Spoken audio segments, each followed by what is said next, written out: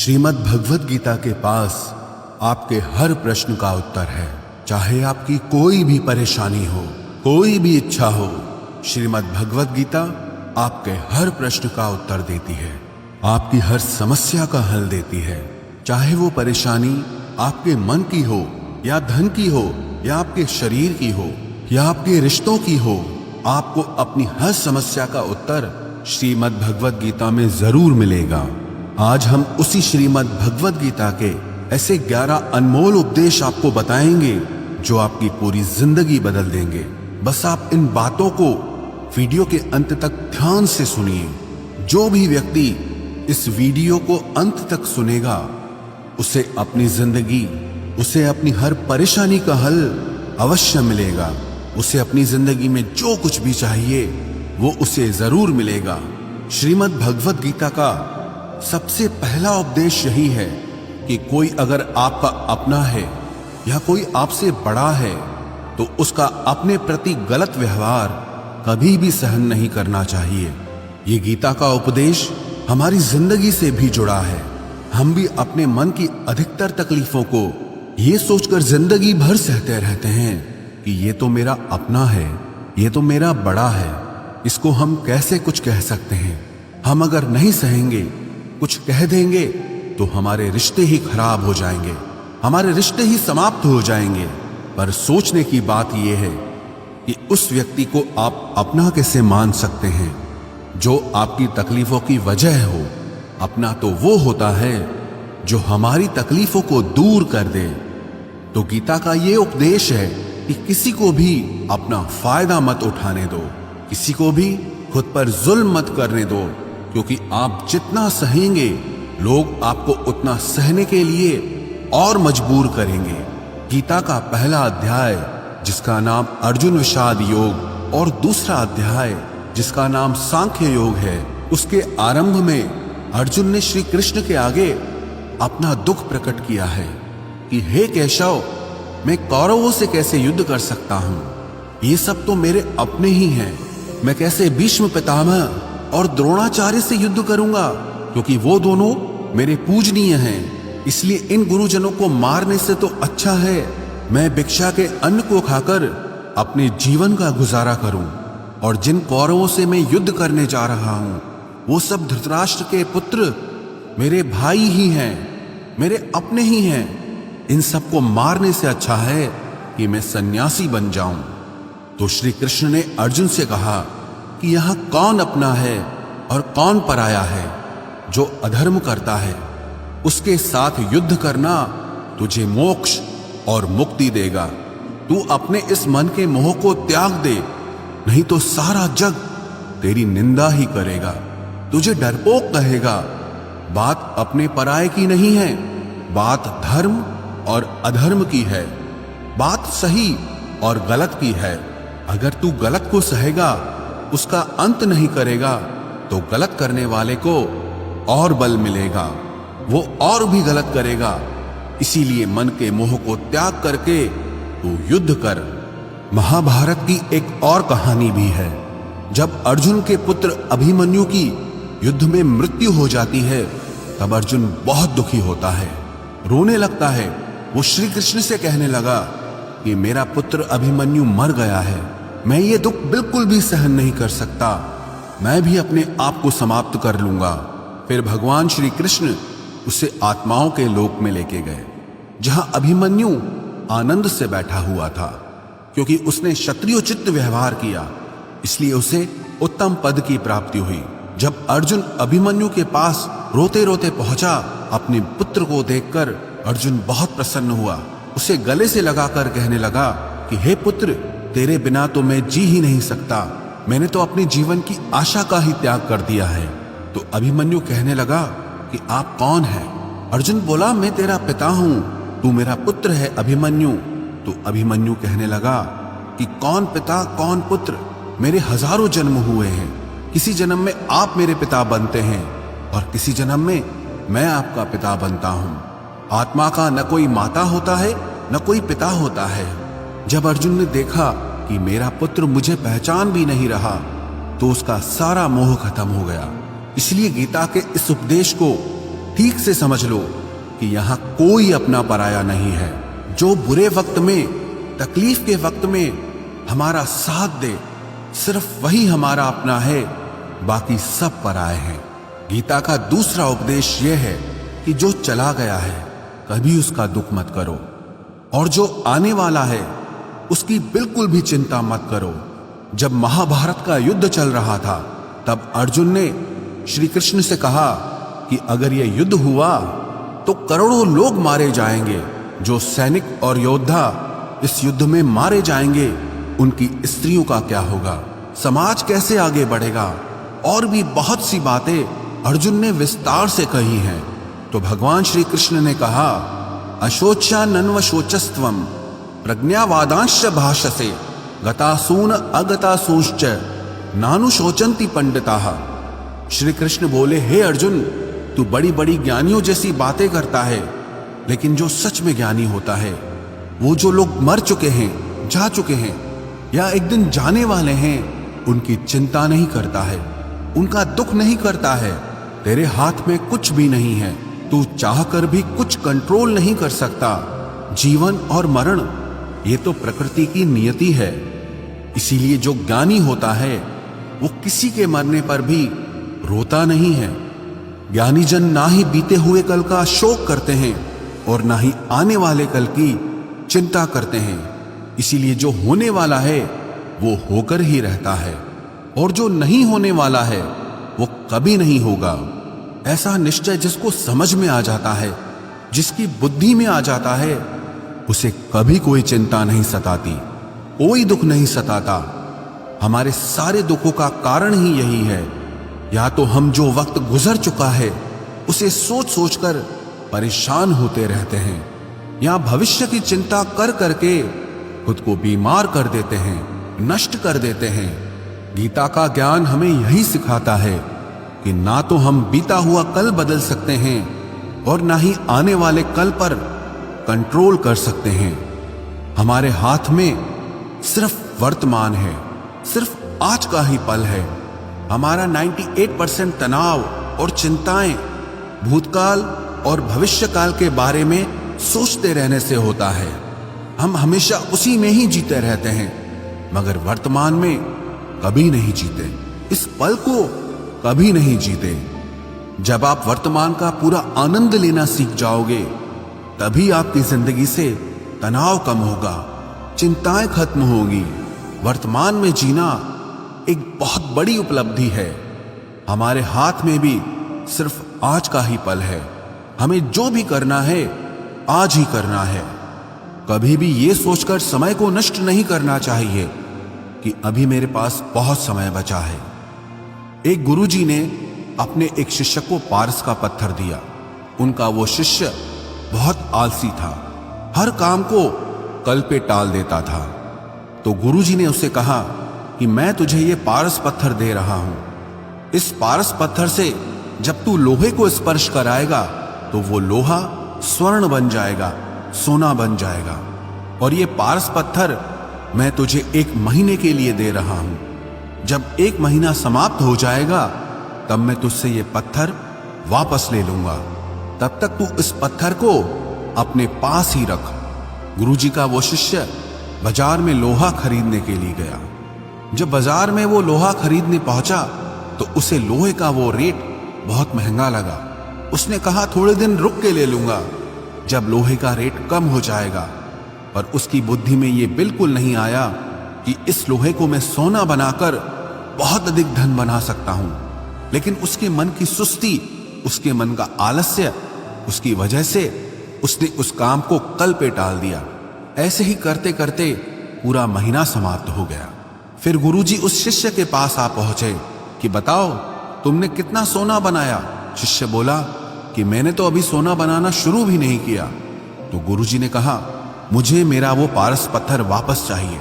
शिष्य बोला कि नहीं, मुझे थोड़ा वक्त दीजिए, मैं थोड़ा सोना बनाना चाहता हूं। गुरुजी ने कहा कि ये पारस पत्थर पूरा 1 महीना तेरे पास था, पर तू कुछ नहीं कर पाया, लेकिन अब समय समाप्त हो चुका है। ऐसे ही ये हमारा जीवन है, हमारी जिंदगी है, और ये समय ही पारस पत्थर है। हम समय के एक एक पल से अपने जीवन को सोना बना सकते हैं, लेकिन हमें ये लगता है कि हमारे पास बहुत समय बचा है, एक दिन जिंदगी को जी लेंगे, एक दिन जिंदगी में खुश हो जाएंगे। लेकिन वो दिन कभी नहीं आता और हम जिंदगी भर भागते रहते हैं, चिंता करते रहते हैं, दुखी होते रहते हैं, लेकिन जिंदगी को जीना, खुश रहना हम भूल जाते हैं। इसलिए गीता का ज्ञान हमें यह सिखाता है कि आप आज में जीना सीखो, इस पल में जीना सीखो। गीता का तीसरा उपदेश यह है कि मौत से डरना बिल्कुल व्यर्थ है। श्री कृष्ण ने गीता में कहा है कि यह संसार मृत्यु लोक है, जिसका भी जन्म हुआ है वो एक दिन जरूर मर जाएगा, जिसका आरंभ हुआ है उसका अंत अवश्य होगा। हम इसे रोक नहीं सकते। जैसे हम रोज कपड़े बदलते हैं, वैसे ही हमारी आत्मा नया शरीर धारण करती है। मृत्यु सिर्फ इस जीवन का एक नया आरंभ है, इस जीवन का अंत नहीं है। आत्मा कभी नहीं मर सकती और ना ही उसे कोई मार सकता है, लेकिन मौत का डर मनुष्य को सबसे ज्यादा लगा रहता है। मौत का दुख भी इंसान को सबसे ज्यादा होता है। एक पेड़ में दो पक्षियों का जोड़ा रहता था। उन दोनों को एक दूसरे से बहुत प्रेम था। उन्होंने साथ जीने मरने की कस्में खाई थी।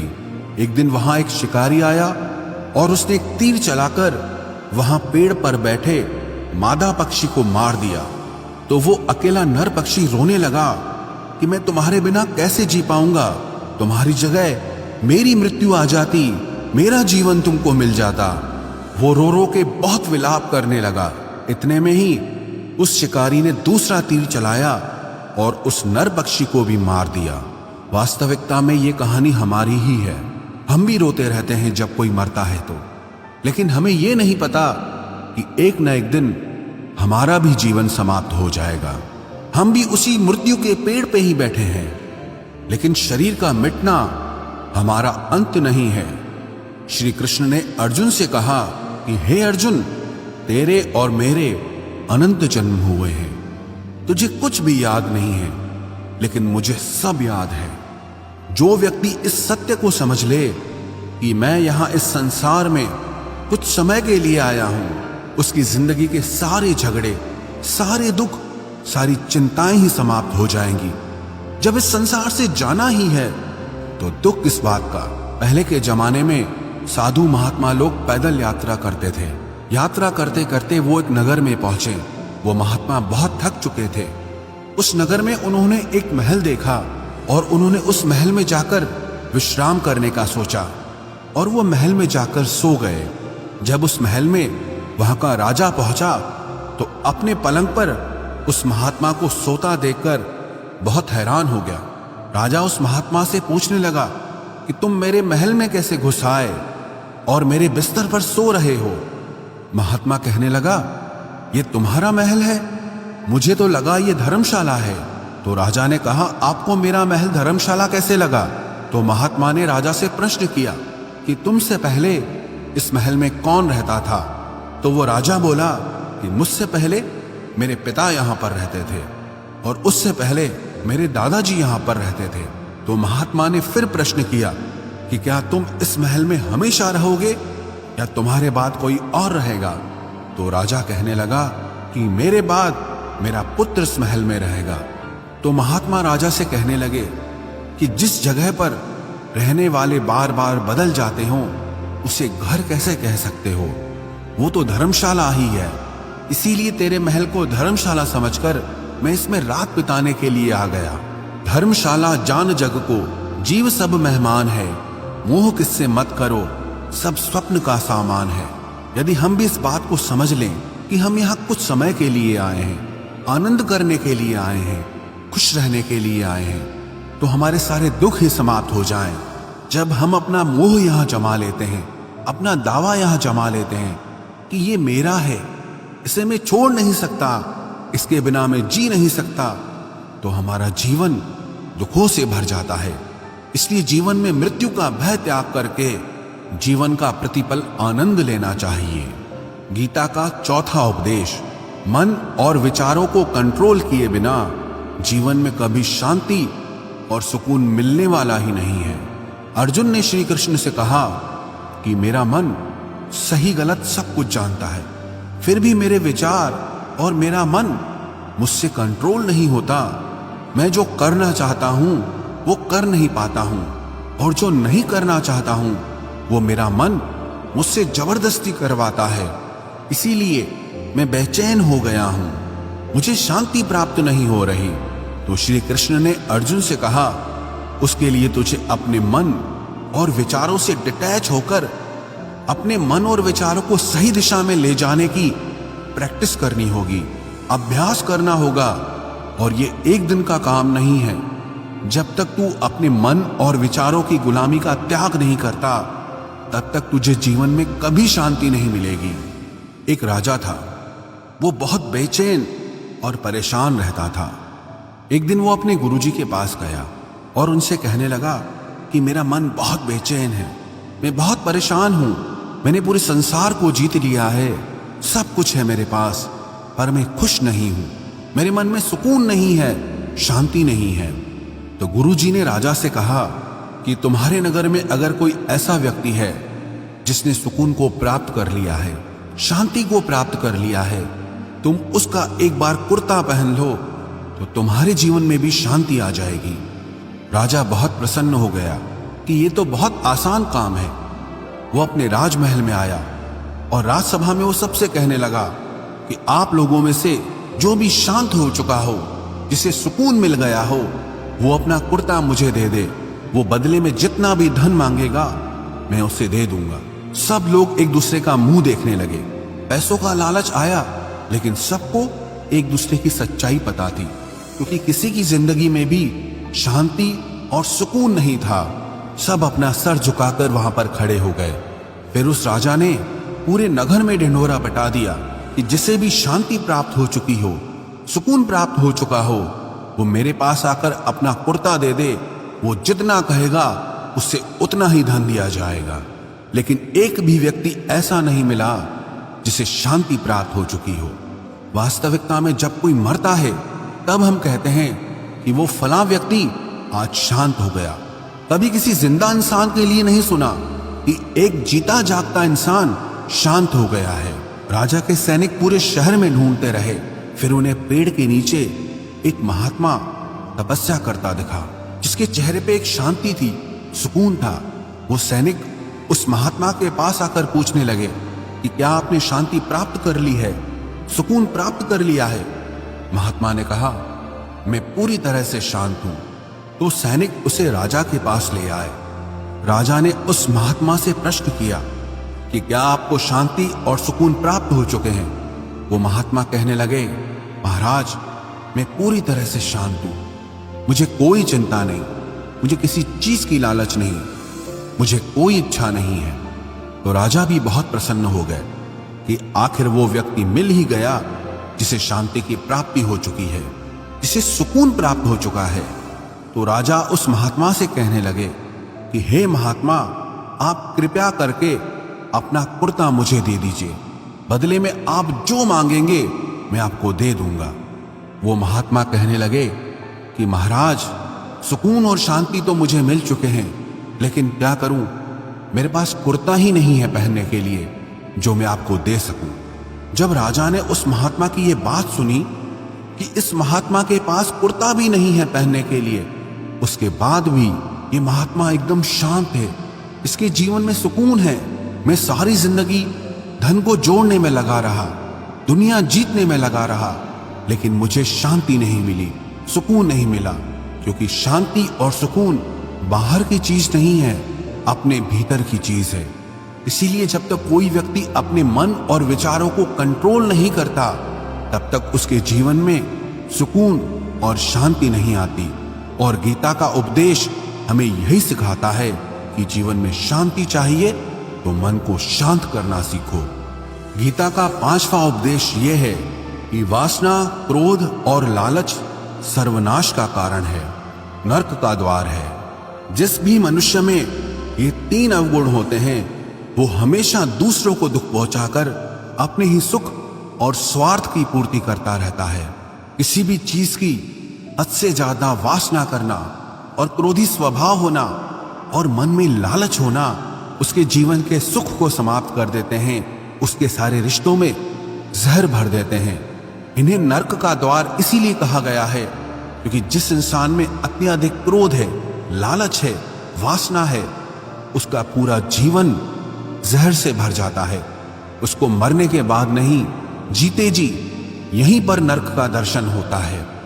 गीता का छठा उपदेश यह है कि सब भगवान एक ही हैं, कोई छोटा बड़ा नहीं है। सब एक परब्रह्म परमात्मा के अलग अलग रूप और नाम हैं। श्री कृष्ण ने गीता के 10वें अध्याय विभूति योग में बताया है कि जितने भी जगत के देवी देवता हैं वो सब मेरी ही विभूति है। मैं ही शिव हूं, मैं ही इंद्र हूं, मैं ही यक्षराज कुबेर भी हूं, मैं ही अग्निदेव हूं, देवताओं के गुरु बृहस्पति भी मैं हूं, समुद्र भी मैं ही हूं, अक्षरों में ओम भी मैं ही हूं, काल का महाकाल भी मैं ही हूं, सारे जगत का नाश, उत्पत्ति और पालन करने वाला भी मैं ही हूं। श्री कृष्ण ने अर्जुन से कहा कि मेरी विभूतियों का कोई अंत नहीं है, इसलिए सब भगवान, सब नाम, सब देवता मेरे ही रूप हैं। इसीलिए तो किसी भी देव या ईश्वर में कभी भेद बुद्धि मत करना, कभी किसी को छोटा बड़ा मत समझना। और गीता का उपदेश हमें यह सिखाता है कभी भी किसी दूसरे के इष्ट को छोटा नहीं समझना चाहिए या इस बात पर झगड़े फसाद नहीं करने चाहिए कि कौन बड़ा है और कौन छोटा है। गीता का 7वां उपदेश यह है, सुख की इच्छा ही आखिर में हमारे दुखों का कारण बनती है। श्री कृष्ण ने अर्जुन से कहा कि मनुष्य जितना सुखों की लालसा और इच्छा करता है उतना ही उसकी इंद्रियां सुख भोग में आसक्त हो जाती है, उतना ही इंसान का मन संसार के सुख और आकर्षण का गुलाम बन जाता है। और जितना सुख के पीछे भागेगा उतना ही उसे दुख के अनुभव से भी गुजरना पड़ेगा, क्योंकि ये संसार का नियम ही है। जो चीजें शुरू में मन को बहुत आकर्षित करती हैं बाद में बहुत दुख देती हैं, और जो चीजें शुरू में मुश्किल लगती हैं, कठिन लगती हैं, बाद में हमें बहुत काम आती हैं। गीता का 8वां उपदेश यह है, जो भी मनुष्य दुनिया के सारे सहारे छोड़कर सिर्फ भगवान को ही अपना सहारा मान लेता है, उसकी हर जरूरत वो ईश्वर पूरी करता है। उसकी हर प्रकार से रक्षा वो परमात्मा ही करता है। अनन्याश्चिन्तयो माम ये जनाः पर्युपासते तेषां नित्याभियुक्तानां योगक्षेमं वहाम्यहम्। जो भी व्यक्ति मुझे ही अपना सहारा मानता है उसका योगक्षेम मैं वहन करता हूं। योगक्षेमं वहाम्यहम् अर्थात जो चीज नहीं मिली है उसकी प्राप्ति कराना उसका नाम योग है, और जो चीज जीवन में मिली हुई है उसकी रक्षा करना उसका नाम क्षेम है।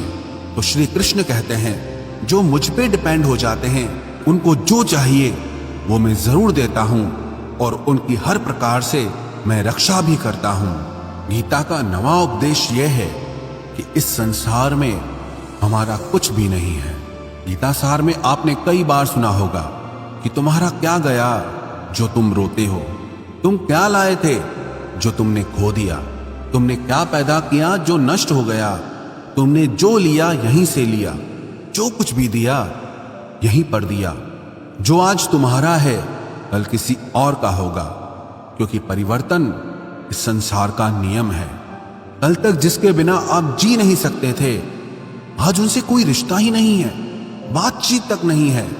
कहां गए वो जीवन भर के सारे रिश्ते, वो सारे मित्र जो साथ जीने मरने की बातें करते थे, आज पता भी नहीं कि वो लोग कहां चले गए। ये संसार परिवर्तनशील है, सब लोग यहां बदल जाते हैं, हर रिश्ता बदल जाता है, और तो और ये हमारा शरीर भी हर दिन बदल रहा है।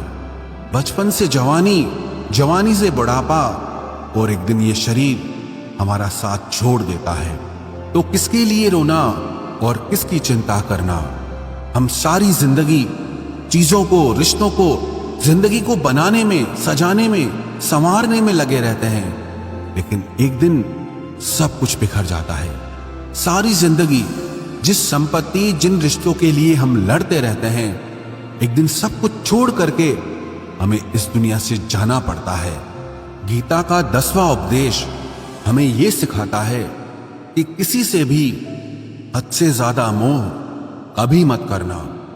श्री कृष्ण ने गीता का पूरा ज्ञान ही अर्जुन के मोह को नष्ट करने के लिए कहा है। ये मोह ही है जो इंसान को सबसे ज्यादा रुलाता है। मोह इतना बलवान है कि शेर जैसे इंसान को भी गीदड़ बना देता है।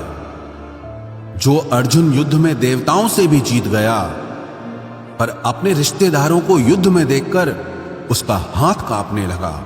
वो बोला, हे केशव, मेरे हाथ में धनुष पकड़ने की ताकत भी नहीं बची है, मेरे हाथ कांप रहे हैं, मैं युद्ध नहीं कर पाऊंगा। ये मोह इतना पेनफुल होता है जिसकी पीड़ा ना सह पाने के कारण कई लोग अपनी जिंदगी खत्म कर देते हैं, आत्महत्या तक कर लेते हैं कि उस व्यक्ति के बिना हम जी नहीं पाएंगे। जीवन में किसी से भी हद से ज्यादा मोह करोगे तो जीवन भर पीड़ा का ही सामना करना पड़ेगा। जो व्यक्ति अपने मोह से बाहर नहीं आता, उसका सब कुछ उससे छिन जाता है, उसकी सारी खुशी खत्म हो जाती है।